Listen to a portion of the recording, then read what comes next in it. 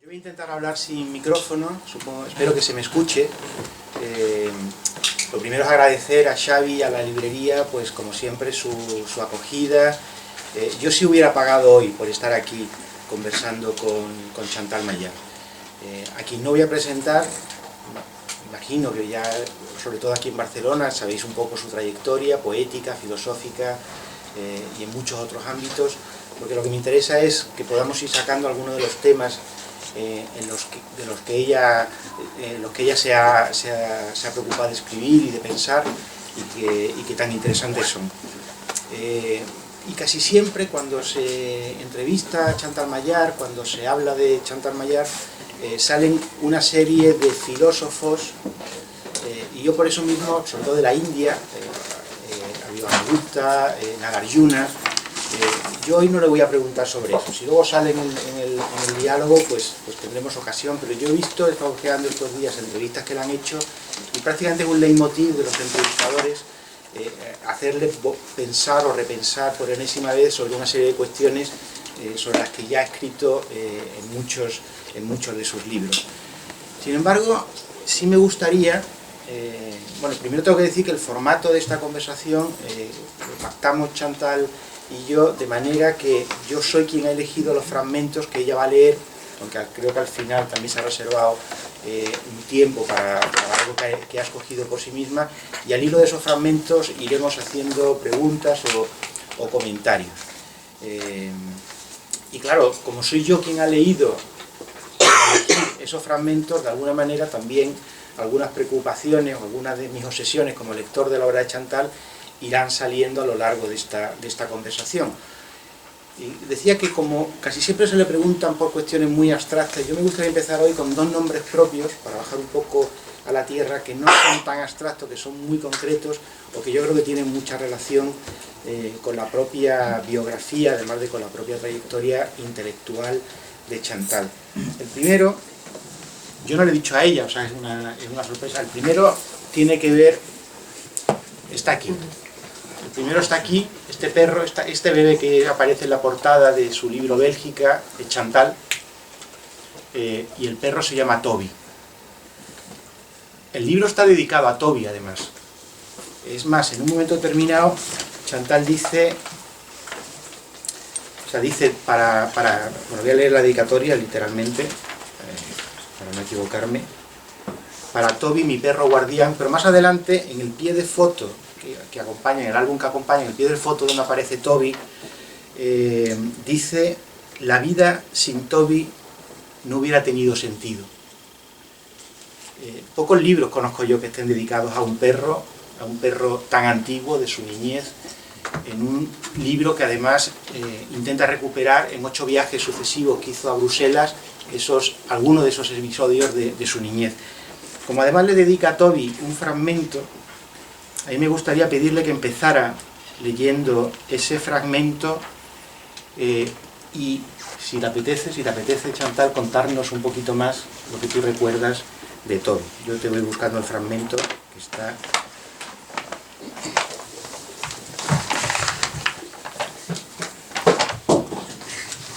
Es un perro hermosísimo.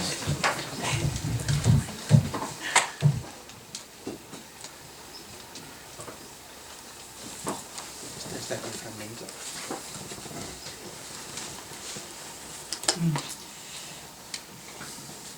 Bueno, buenas tardes a todos primero y muchísimas gracias por estar aquí con nosotros y gracias a los promotores de esta librería que parece que están haciendo pequeños milagros, ¿no?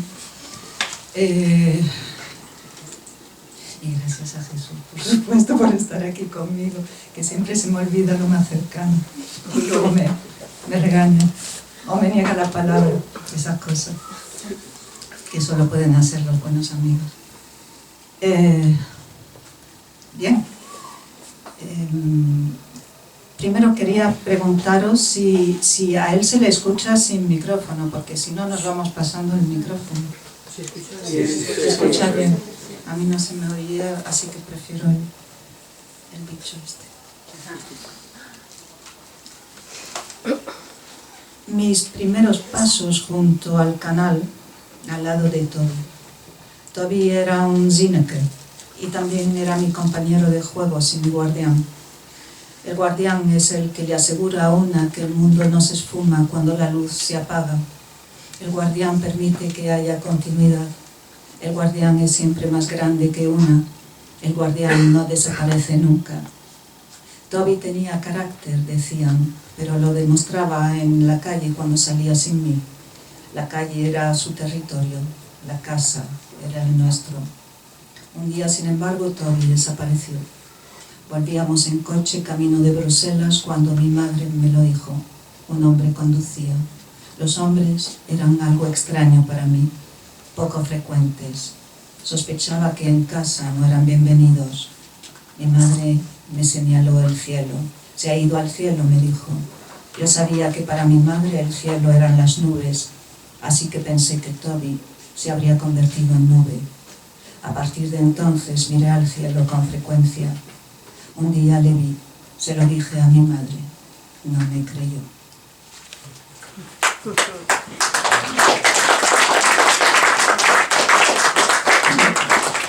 Bueno, está claro que Toby sigue cuidándola de alguna manera desde las nubes, la crean o no la crean las madres de este mundo que nos obligan a dejar de estar nosotros también en la nube y a creer en la imaginación.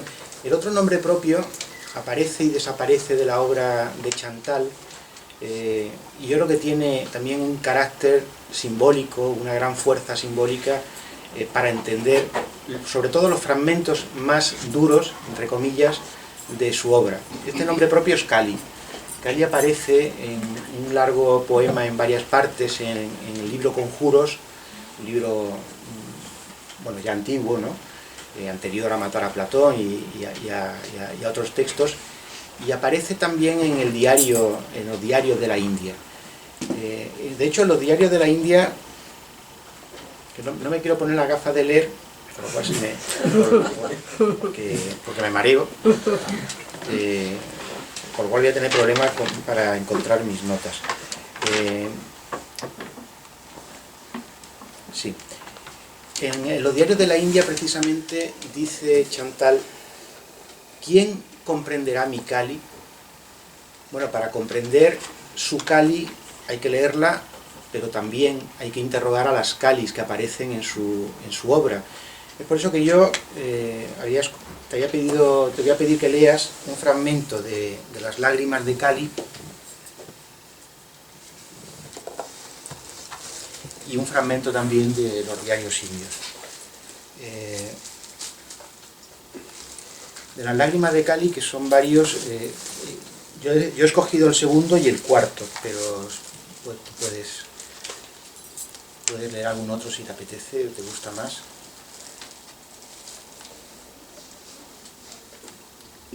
Este es el segundo, pues, el segundo del cuarto, los dos o uno. Y sí, pero de todas maneras estoy haciendo preguntas que no me contestas. No me has dicho lo del perro y ahora... No me deja espacio. Toby y Cali. Ahora estoy intentando trazar un puente entre el perro y Cali. Y la verdad es que no lo encuentro. Eso te lo cuento yo luego. Vale, porque es una metáfora, yo no sé, el sistema es trazar, a ver, los puntos de encuentro metafóricos, ¿no? Es decir, cómo se construye una metáfora, y la verdad es que le veo muy distante al perro de Cali, ¿no? Y claro, el guardián, que era Toby, que bueno, era mi compañía desde que nací, pues la foto ahí lo atestigua. No tiene mucho que ver con la diosa Kali, con la que de alguna manera me identifico. Es curioso, nunca me he identificado con Toby, con el perro, nunca me he identificado con él. O sea, no era ni un símbolo. Los símbolos suelen ser apoyos en los que uno se afianza, ¿no? Y supongo que cuando tienes una compañía real, no necesitas identificarte con ello. No sé, se me ocurre ahora eso, ¿no? Kali, en cambio, pues necesité, fue un símbolo en un momento dado y necesité identificarme con la fuerza de la diosa, ¿no?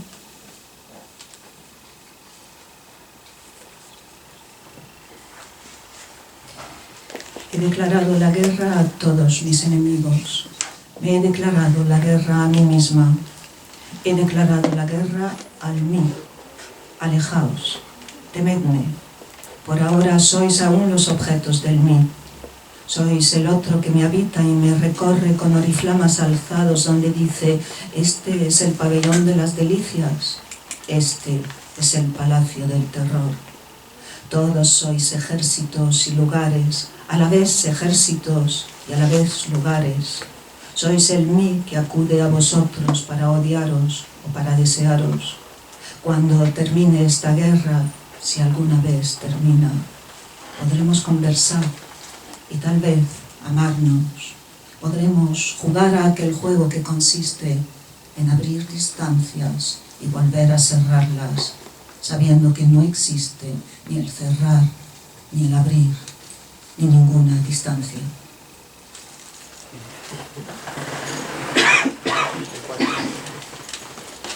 Yo soy Kali, la oscura, la del collar de calaveras, la que nunca duerme, la despiadada, la guerrera, la amante destructora cuyo pie se apoya en la posibilidad de sí misma, la posibilidad siempre igual a sí misma. He trocado la cuerda del ahorcado por el collar de calaveras y frente a cualquier tú expreso la libertad primera. Ningún deseo, ningún lamento ocupará el lugar donde pueda surgir la ira o la fuerza o la calma, las formas del poder que se alimenta de la gran soledad. Yo soy la que no es, la sola, la que arranca de sí misma, aquella que aprendió a cortar una lágrima con el filo de su espada, sin que en su acero permanezca ni un rastro de humedad. Yo soy la que nunca más derramará una lágrima, porque nada posee salvo su propia fuerza. Toby es negro, Kali es negra.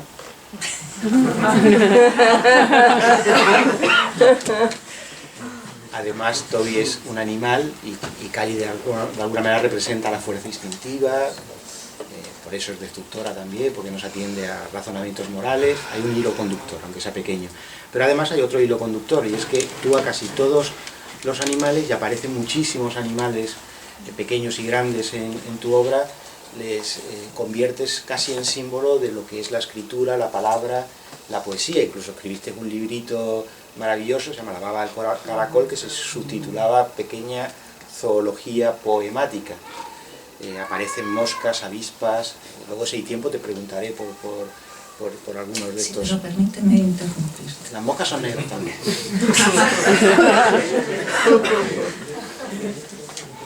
Son accidentes circunstanciales, que diría Aristóteles. No forman buena metáfora. Pero, además, hay una gran diferencia, ¿no? Si vamos por ahí por lo de los animales que tú hablas. Cierto que Kali y Shiva forman un tándem.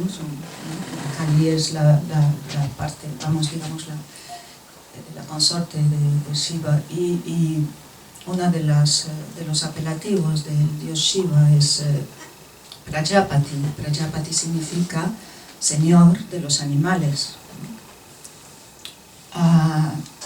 Y Shiva era eso, señor de los animales. Además, Shiva va vestido con una piel de tigre, y bueno, y Kali a menudo pues tiene los atributos de Shiva, ¿no? Entonces por ahí sí, es lo salvaje, efectivamente, pero lo salvaje, si te digo, a mí no me retrotrae, voy a quitar esto de aquí, a mí no me lleva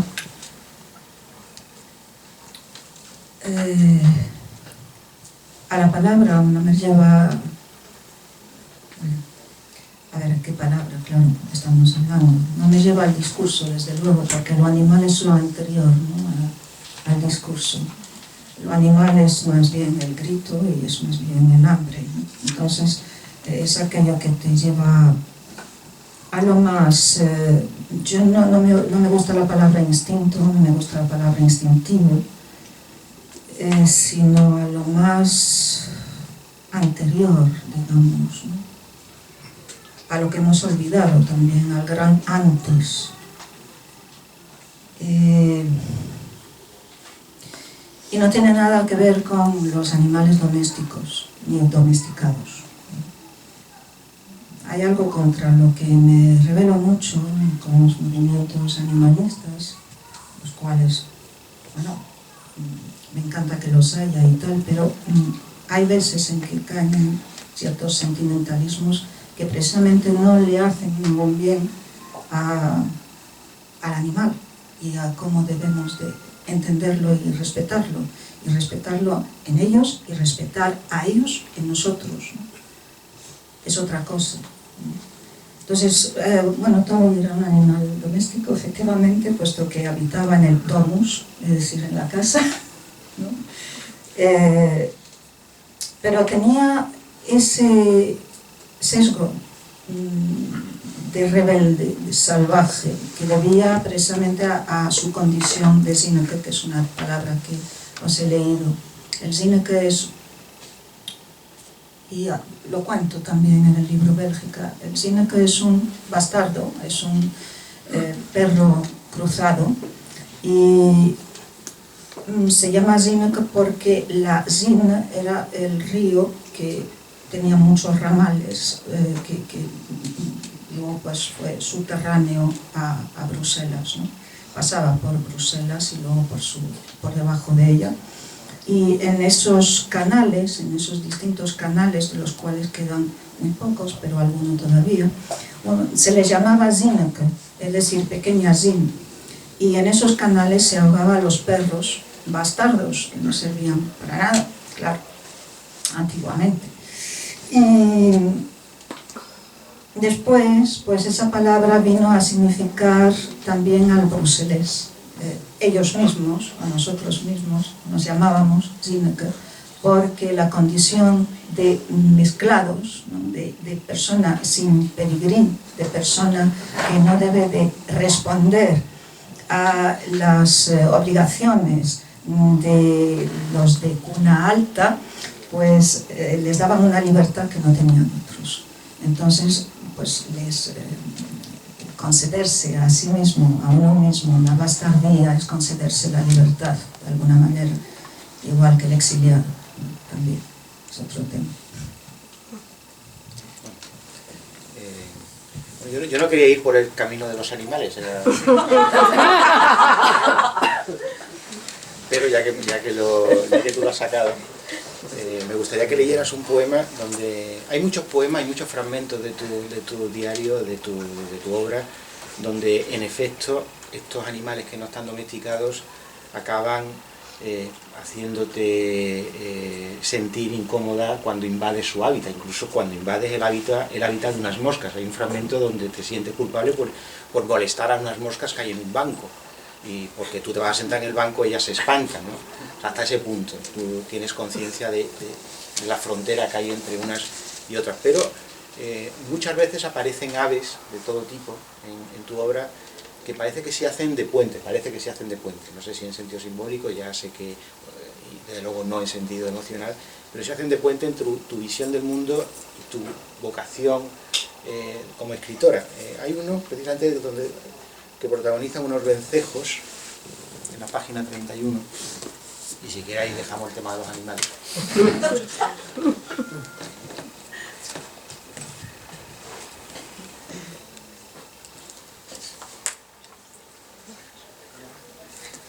Este es el tema, no sé si lo quieres leer entero o solo la parte esta, que tú quieras.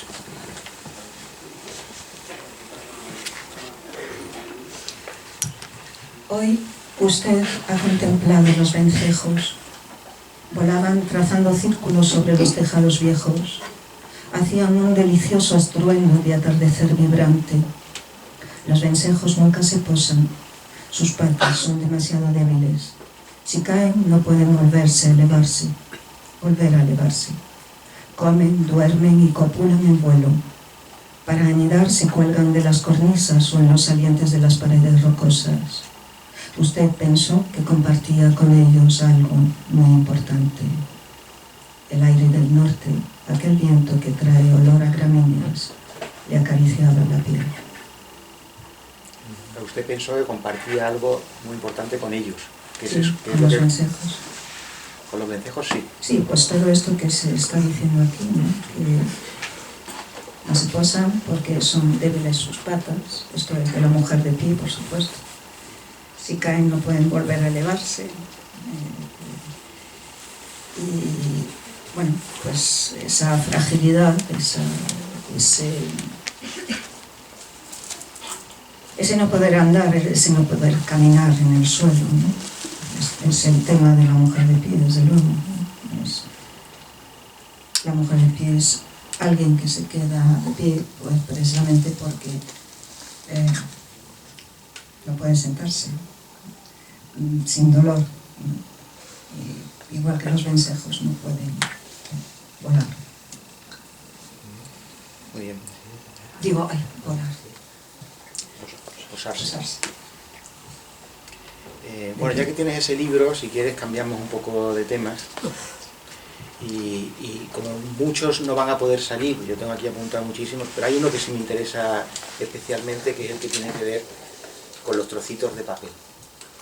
Hay trocitos de papel en este libro, La mujer de pie, de tu abuela, de tu madre y tuyos.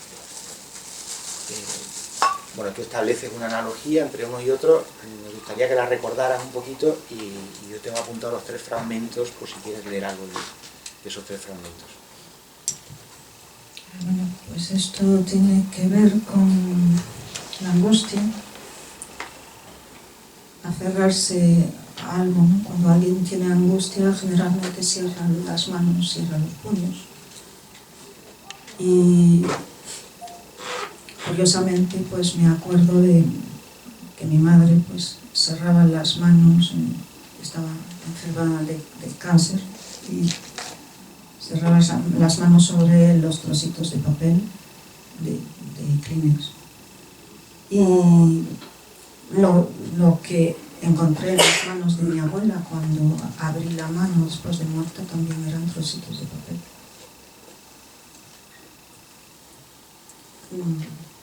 No tenían poemas dentro. Me imagino que tal vez nosotros nos aferremos a un trocito de papel con un poema. Pero también hay trocitos de papel de La mujer de pie. Sí, pues dime los fragmentos porque ¿Vas a leer los 3? El primero está en la página 13.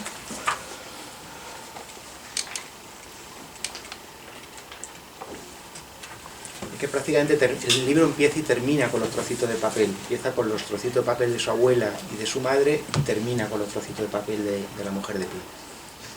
En los últimos días de su vida en el hospital, mi madre mantuvo las manos fuertemente cerradas, apresando en ellas trocitos de los pañuelos de celulosa con los que se limpiaba los labios del líquido verde que vomitaba constantemente. Había entrado en coma cuando con dificultad abrí su mano izquierda, quité los trocitos de papel e introduje mis dedos en su lugar. La mano volvió a cerrarse, ahora sobre mis dedos. Los suyos estaban gélidos. Cuando el corazón golpeó por última vez, todo su cuerpo se tensó y sus dedos se aferraron a los míos con tal fuerza que el frío se me coló por dentro. Cuando 3 años después mi abuela dejó de respirar, abrí sus manos y retiré de ellas con dificultad los trocitos de papel que tenía apresados. Ella, que había ido desprendiéndose en vida de todas sus pertenencias, se había aferrado celosamente en los últimos días a aquellos preciados pedacitos de celulosa. Este gesto es probablemente lo único en que mi madre y ella se parecieron.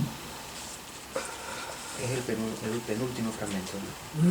Los trocitos de papel aparecen muchas veces más a lo largo del libro, porque es la idea también, una de las ideas rectoras de este libro es el fragmento. De hecho, pues hay la parte más ensayística, se llama el fragmento, si no recuerdo mal, no tengo mala memoria con lo que escribo. pero la idea era esta, era hacer un libro de fragmentos sobre el fragmento, ¿no? Sobre múltiples tipos de fragmentos, tanto el fragmento literario como el fragmento, porque la vida no es otra cosa que eso, la vida es una sucesión, o sea, lo que entendemos por nuestra vida, entiendo que no es sino una sucesión de fotogramas, ¿no? La mente es eso, la mente es imágenes que vamos engarzando unas con otras y al final pues forma como una película por el movimiento que se le imprime. Entonces, si nos detuviésemos, si detuviésemos la mente lo suficiente, creo que hablaremos también del observador, si detuviésemos la mente lo suficiente como para pausar, digamos, la continuidad de la mente, veríamos que todo lo que pensamos, todo lo que imaginamos, todo lo que pasa por lo que llamamos mente, que no existe, por supuesto, que no es más que ese pasar, son fragmentos. Entonces el libro va de esto, va de la idea de fragmento en general.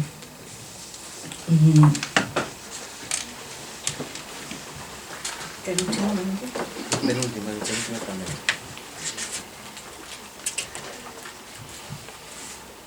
La mujer de pie, esta es la parte última, es un poco una obra de teatro y es la escena 15.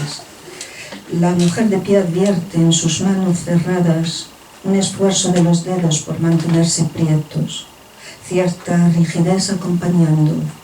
Dice soltar, lo dice o más bien lo piensa soltar. Siente los dedos poco a poco reduciendo la tensión, hasta que sorprendida descubre que ocultaban diminutos fragmentos de papel en los que con un hilo de tinta se trazaron signos que ahora le resultan imprecisos y extraños.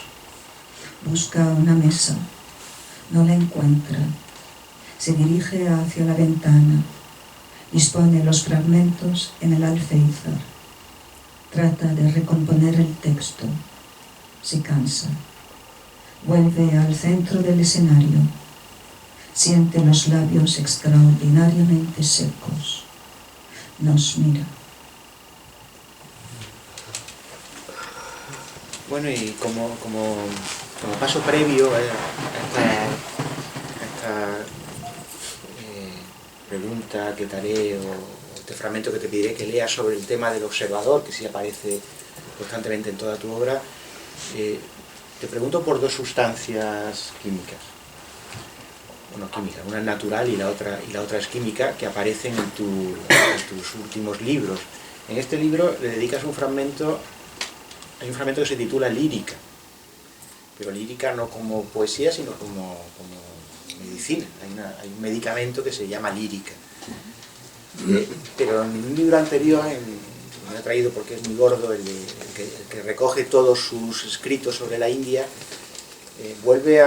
reeditas tus diarios indios y en ellos le añades un fragmento que no estaba antes sobre tu experiencia del Bhang. El Bhang, explícalo tú mejor, es una sustancia india,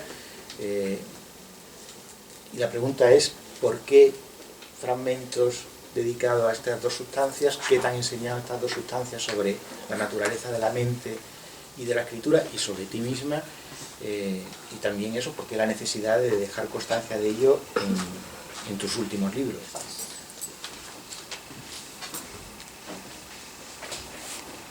No he señalado los fragmentos para que los lea porque son muy largos, pero algo sí nos puedes contar.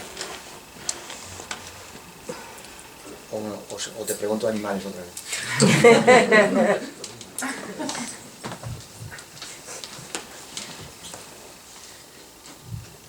Porque es que es un tema tan amplio. Vamos a ver si lo unimos, los fragmentos. La lírica efectivamente es una sustancia, pregabalina se llama, que bueno, ahora los médicos la recetan casi para cualquier cosa, pero fundamentalmente tiene que ver con los dolores neuropáticos. y hubo un momento, una época en que la mujer de pie lo tuvo que tomar en grandes dosis. Esto, aparte otras sustancias también, entre otras la morfina. Lo que me dio a entender es que los tiempos son diferentes, porque si las sustancias aceleran o desaceleran el proceso mental del que os estaba hablando antes, el tiempo también, como es subjetivo, pues la percepción del tiempo es distinta. Entonces ahí sí hay un fragmento que me gustaría leeros, que es el de, no sé si lo tienes. No, esto no apunta a la página de Miguel. Porque lo dirá mejor que si lo explico aquí.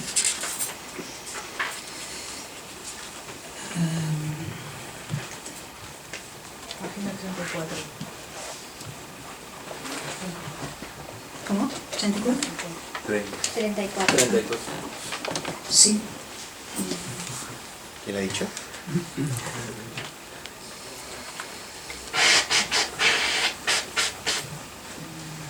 Pero, bueno.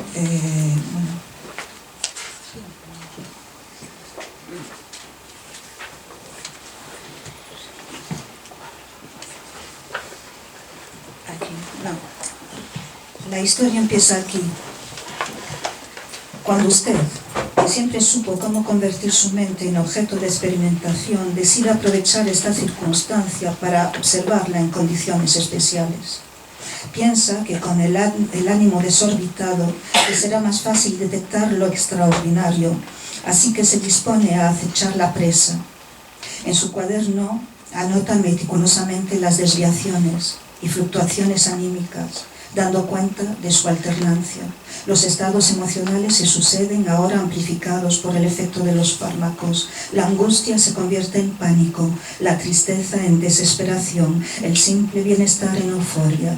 Advierte la facilidad con que aquello que dice yo se identifica con cada uno de ellos y espera con paciencia que advenga un estado no determinado por sentimiento alguno en el que la conciencia observadora pueda sin fraude reconocerse. Así que presta oído, oblicuamente para obviar las medianías, a los ruidos de superficie y también a los de abajo, por si algo se tramase más allá de aquellas oscilaciones. Le fascina comprobar la relación que guarda la percepción del tiempo con la velocidad del proceso mental, que se acelera o disminuye según qué fármaco. Descubre que el tiempo es cuestión de velocidad. Si lo mental se aquieta, el tiempo desaparece. Si se acelera, vuelve a aparecer y lo hace acompañado de la sensación de una caída y un aprisionamiento. Al tiempo se cae, dice. Sí, al tiempo se cae. Elevarse no nos pertenece, tampoco bajar a los abismos. Ambas cosas requieren una gracia, cierta inocencia para lo primero, cierta lucidez para lo segundo. Los estados alterados de la conciencia, usted lo sabe ahora, descorren el velo, texto o tejido, que en condiciones normales oculta el abismo para hacernos soportable la existencia.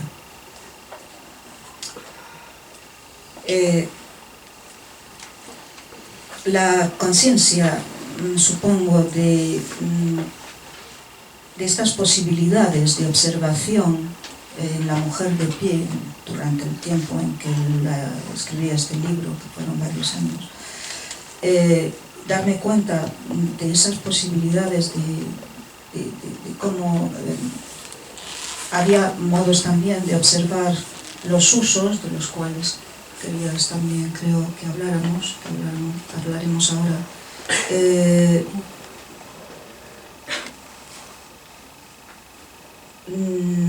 Pues esos fármacos daban esas posibilidades. Me he perdido, no sé.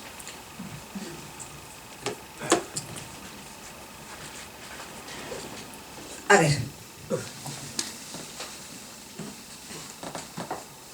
El observador está presente siempre y está presente desde el año 1987 del famoso banco.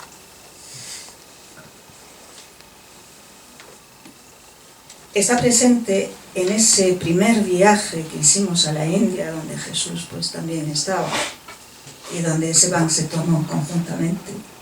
O sea que él puede contar su versión del asunto, que como esas cosas son siempre subjetivas, saldrán dos historias diferentes, supongo. O sea, es una sustancia que ahora supongo que os lo explicará mejor, se suele tomar en los templos y producen pues, unas sensaciones muy distintas según la persona, según el individuo. A mí me hizo un efecto tremendo, pero yo me agarré a una idea desde el primer momento. Era una columna, no sé por qué, era la visión de una columna. A esa columna era como un eje, me aferré a ella y significaba, era el símbolo para mí del quiero conocer, quiero saber, quiero conocer, quiero ver, quiero conocer. Esto me impidió dispersarme, supongo, y centrarme en lo que estaba pasando. Y ahí nació un observador, ¿no? Ahí nació. Y ahí, pues sí, después de la mujer de pie, eso es lo que quería decir antes, me di cuenta de que tenía, o quería contarlo, y entonces por eso aparece en los libros de India, en el libro grande, donde recojo todo lo de India y bueno, pues ese fragmento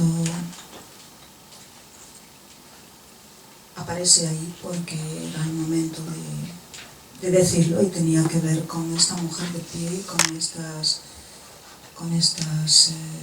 experiencias.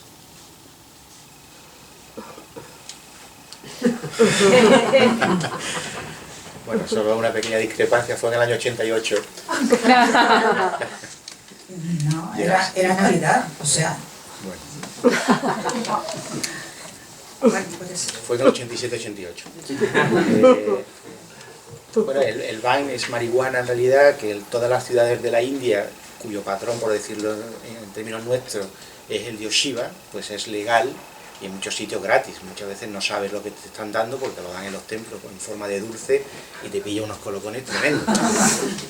Desde ese día que Chantal probó el Bhang, empezó a usar esta palabra que luego ha sido tan importante en tu obra, que es la palabra usos, ¿no?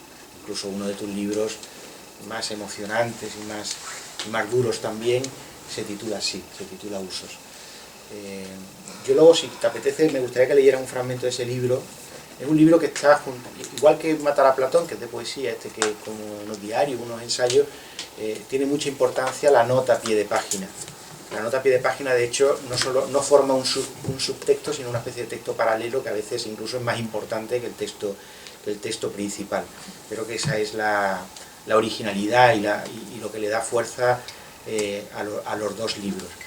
Yo por eso le voy a pedir que lea una de estas notas a pie de página, después de que, si te apetece, hables un poquito de qué supuso para ti el descubrimiento del uso como realidad, digamos, cognitiva, y del uso como palabra que luego se incorpora a tu creación desde muchos puntos de vista y de muchas formas de escritura también, ¿no?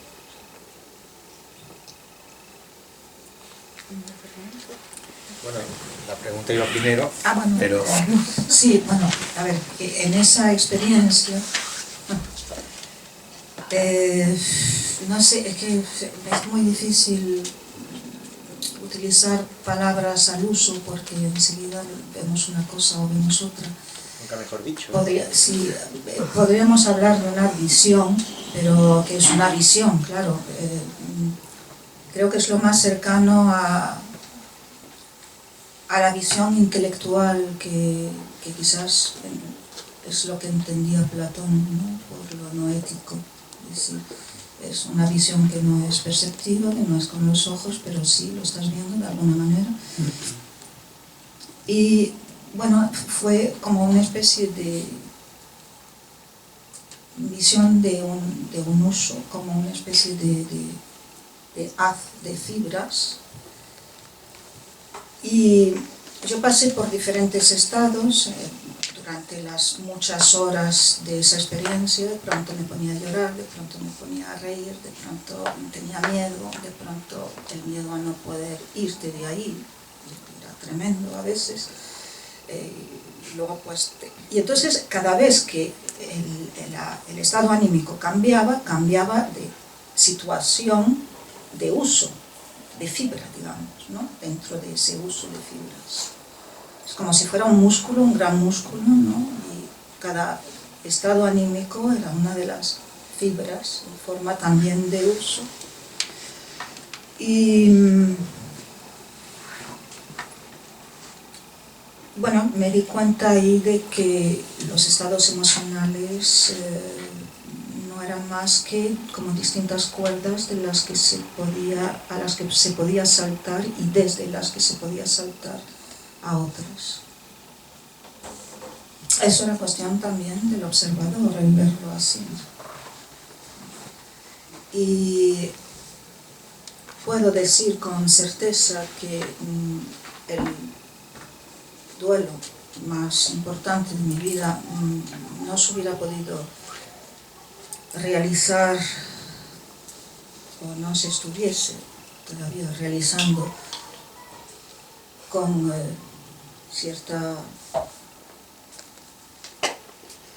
con las posibilidades de seguir adelante, como se suele decir, de seguir en la existencia, de no ser por la distancia que ese observador podía tomar de esos usos en los que veía ponerse la pena o el terror o la angustia.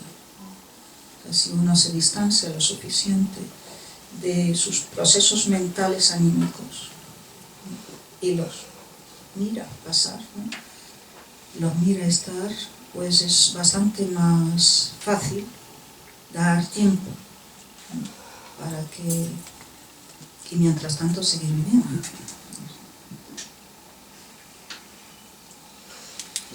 Precisamente porque casi todos estos usos, tú los has calificado como negativos, la angustia, el miedo, el terror. No, hay otros, me gustaría que fueras uno de los otros. En este libro te preguntas en la parte, en el cuerpo principal del texto, para entendernos, en un fragmento que no llega a la línea, dice: en el uso del sosiego. Habrá un uso para el sosiego, y eso le da pie a una nota de pie de página que es mucho más larga y mucho más importante que si te pido que leas. Yo tenía aquí una chuleta con los usos y una era este.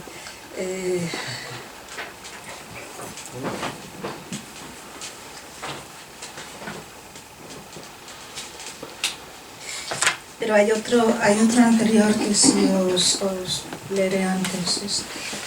La herida está en un uso al que acaricio sin abrir, al que cuido, en el que no entro, en el que me prohíbo entrar para sobrevivir.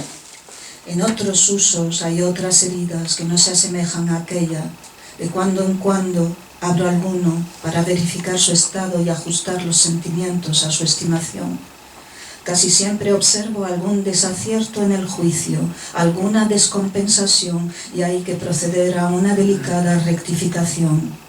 En cuestión de heridas importa comprenderse a sí misma tanto como al otro, importa tenerse y tener al otro libre dentro del uso, apiadarse de los gestos que no aciertan, que no acertaron, que probablemente no acierten jamás o tal vez solo a destiempo, desacompasados.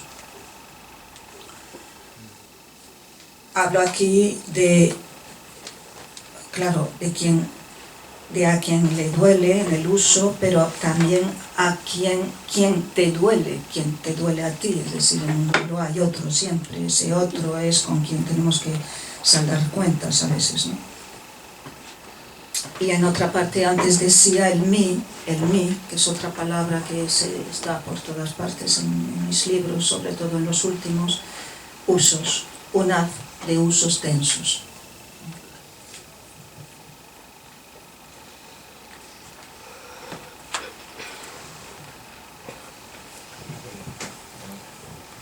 ¿Cuál? A ¿Habrá un uso para el sosiego? Pregunta paralela a la que se plantearon los filósofos de Cachemira con respecto a Shantarrasa. El estado de calma, cuando es representado en un escenario. ¿Es Shantarrasa un rasa?, se preguntaban.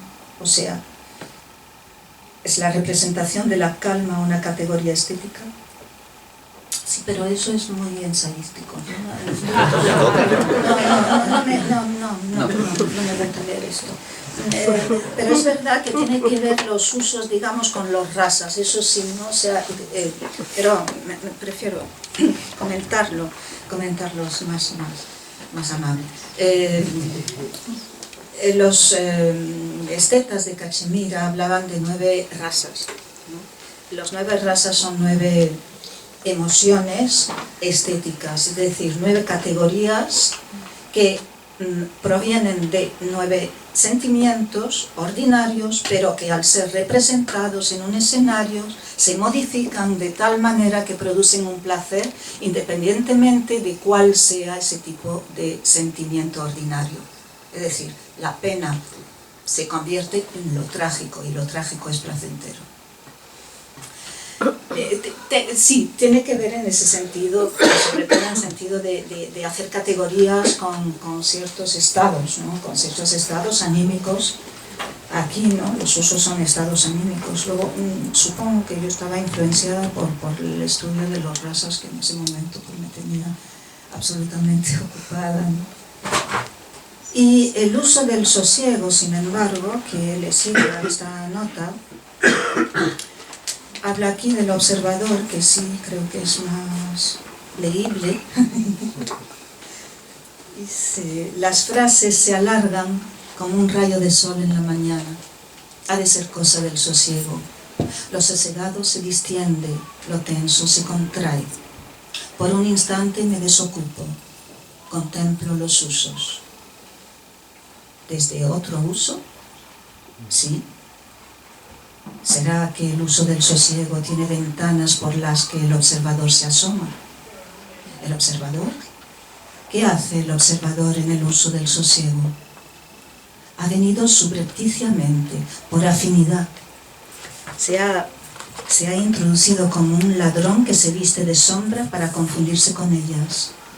No, al observador no le pertenece ese lugar. Digo ese lugar porque me ha sacado de él. ¿A quién ha sacado? ¿Quién había en el sosiego? Ha sacado al mí en cuanto pudo.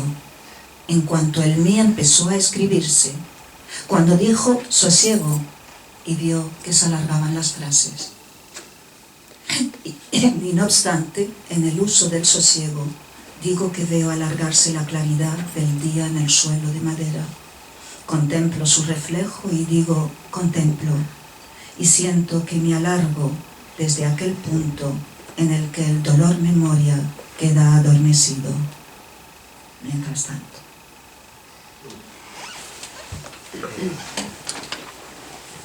¿Querías leer algún otro uso? ¿No? Bueno, pero para terminar, si te parece, con el tema del observador, yo he seleccionado dos fragmentos de La mujer de pie.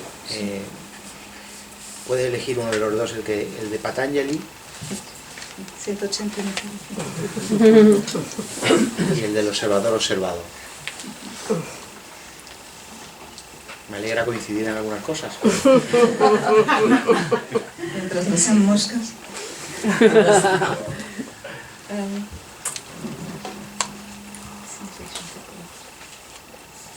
184. 186.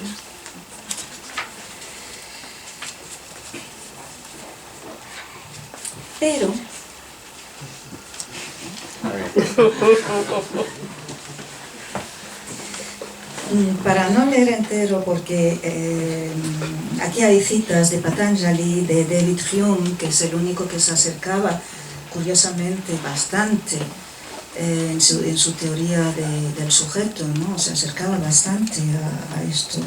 Es el único entre los filósofos occidentales que se acercó tanto. Sin embargo, no consta que conociese nada de filosofía india, ¿no?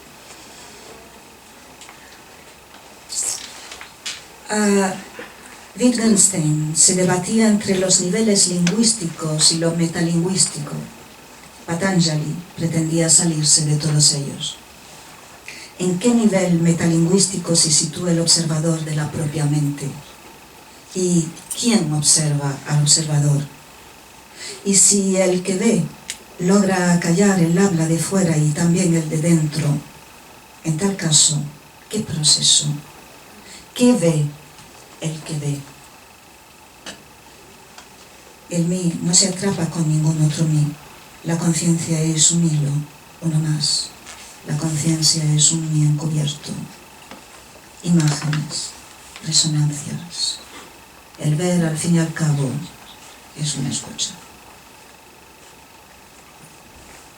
Conciencia abstraída, mentalizada, al servicio del tema. ¿Qué ve la conciencia que observa el desfile de imágenes que la mente segrega sin cesar? El que ve se convierte en espectador de sus espectros. ¿Y qué conciencia será la que observe al espectador? Yo es el gota a gota de la mente, que a veces destila lento, pausado, otras precipitado. ¿Y la conciencia? Una gota más, una de ellas. O un punto del hilo, un segmento, si permanece más de un instante. Todo acto de pensamiento es una imagen. El observador observado se convierte en uno más de sus espectros. No hay manera de salirse del círculo. Y este es el tema ahora, el de esta historia. Los hilos de saliva que la araña segrega porque tal es su naturaleza. Hilos. Sucesión de imágenes que se siguen por asociación. Contigüidad, homofonía.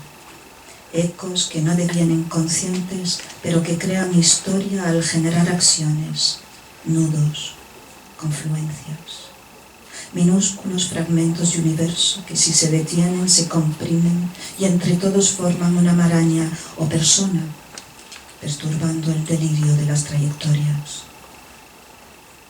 De cerco en cerco, hacia tal vez un centro en el que el ver coincidiese con lo visto y la visión con el que ve,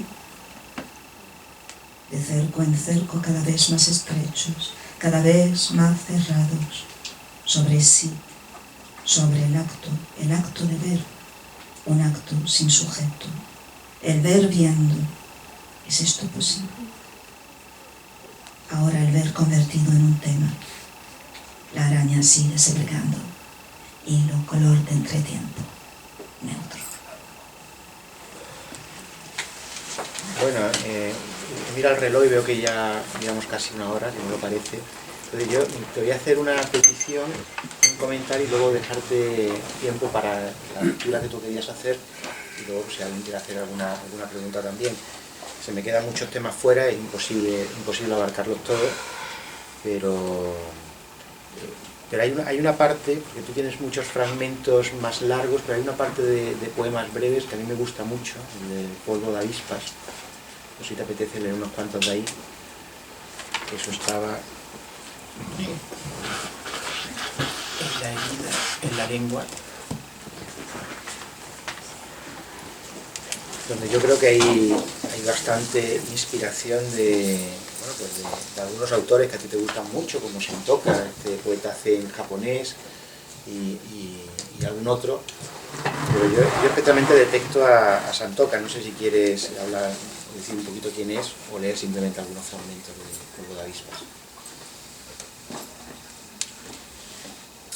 Bueno, Santoka es el escritor quizás de haiku más breves que se han hecho, creo, si no me equivoco. No, le pregunto a Jesús porque es un especialista en la materia. Y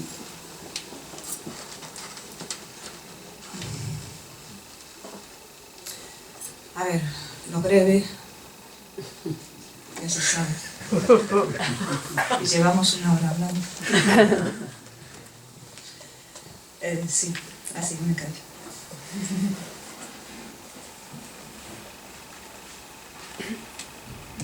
Me llamo Desamparo. Duermo de pie como las bestias. Santoka tiene un haiku que dice: cruzar un río seco. Me pareció genial y escribí una conferencia acerca del río seco, vamos, de cruzar el río seco. En principio porque, claro, es un infinitivo y en los últimos libros yo he tendido a que mis poemas no tuviesen verbo conjugados, que tuviesen solo infinitivos o más aproximado o gerundios. El gerundio es algo curioso, ¿no? El gerundio es importante porque nos lleva a todos nosotros consigo. Como es un tiempo dilatado, mientras se está haciendo, no es un hacer en ese momento, sino que se está haciendo o cruzando, hay un tiempo largo en el que, digamos que todos nosotros estamos incluidos, no hay una persona sino un hacerse.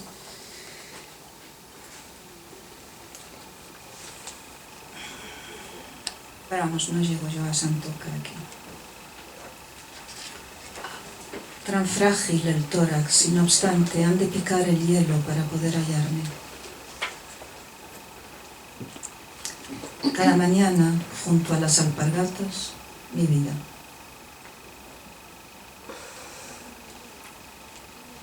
De esta oscuridad a otra oscuridad, un camino de piedras. Tan humanos los pájaros, su estruendo de ocasos y amaneceres. Al borde de la llaga, mandíbulas de hormigas, grapando lo que queda. Tantos años caminando a mi lado, y ahora, ¿dónde está?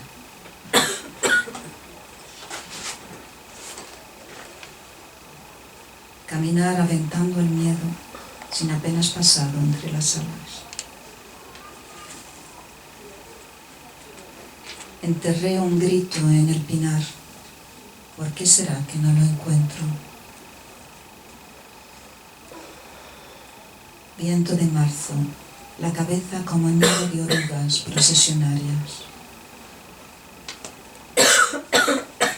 En el árbol de orquídeas, un mirlo, la soledad. ¿En qué árbol? La mente como una mosca incordiante. Manotazo. Recuerdo el cerezo en flor. Ahora tacho las palabras escritas. Tanto tiempo buscando el camino hacia lo no pensado. La cola del gato lo señala.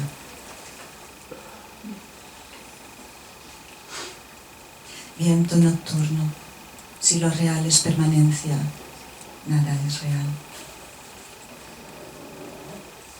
Todo es vacío, pero la nuez, que bien sabe.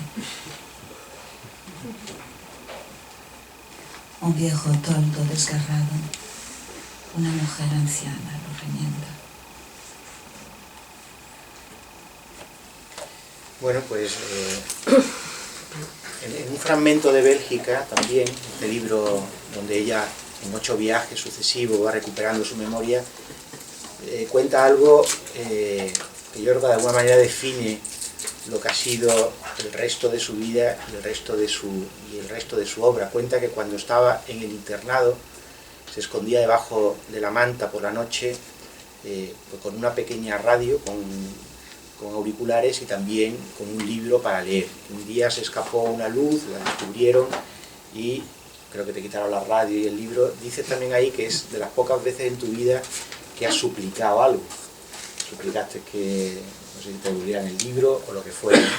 Yo tengo la sensación de que sigues debajo de la manta, de que sigues escondiéndote para leer, para escribir, que hoy te hemos escuchado debajo de la manta, nos hemos metido todos debajo de la manta, quizás esto explique el calor que hace ahora.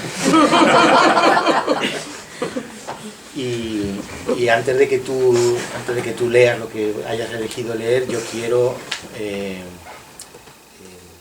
agradecer, quería decirlo con un infinitivo y un gerundio. Bueno, no me sale un infinitivo y un gerundio. Quiero agradecerte que me hayas permitido hoy estar contigo, y se quedan muchas cuestiones pendientes. Lo mismo que tenemos que pedir a la Juanita y a Xavier que nos deje este espacio otro día para completar el interrogatorio. Sí.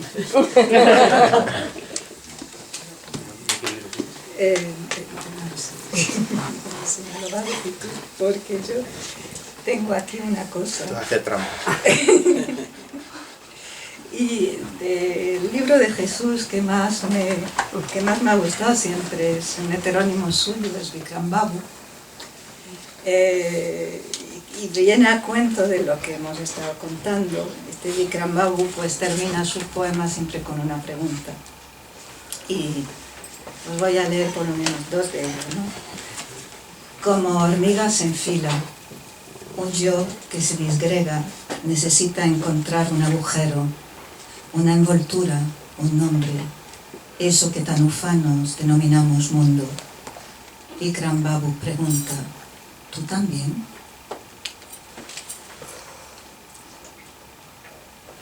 Como el barco de arena que apenas toca el agua se deshace, se desmorona, muere, se disuelve, un puñado de tierra remontando ese río caudaloso y potable de la nada. Vikram Babu pregunta, ¿quién se embarca? Como el que hierve leche para un chai y al quedarse dormido desperdicia la leche que se sale y desperdicia el fuego que se apaga en el horno de barro y en el horno donde se cuecen ya sus vidas posteriores. Vikram Babu pregunta, ¿estás atento? Bueno, pero no, esto no puede terminar así. No puede. Te lo agradezco muchísimo, pero no puede ser. Así que, no, porque el primer poema de Vikram Babu, que no está ahí, habla de unas cajas vacías, y en la página 125 de este libro también se hablan de unas cajas vacías, y tú tienes que terminar con un poema tuyo, porque si no me denuncia Xavi. Por favor, lee este poema. Esto se parece ya a los juegos florales. Me hace un chiste malo.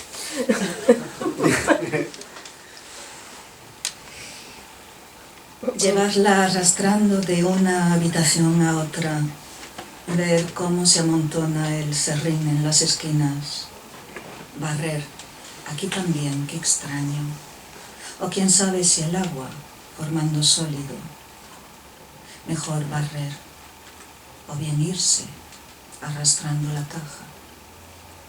No es fácil ofrecer cobijo cuando se lleva a rastras una caja vacía. Y yo agradezco el cobijo que nos habéis prestado aquí. Y hemos podido arrastrar la caja un poquito entre todos.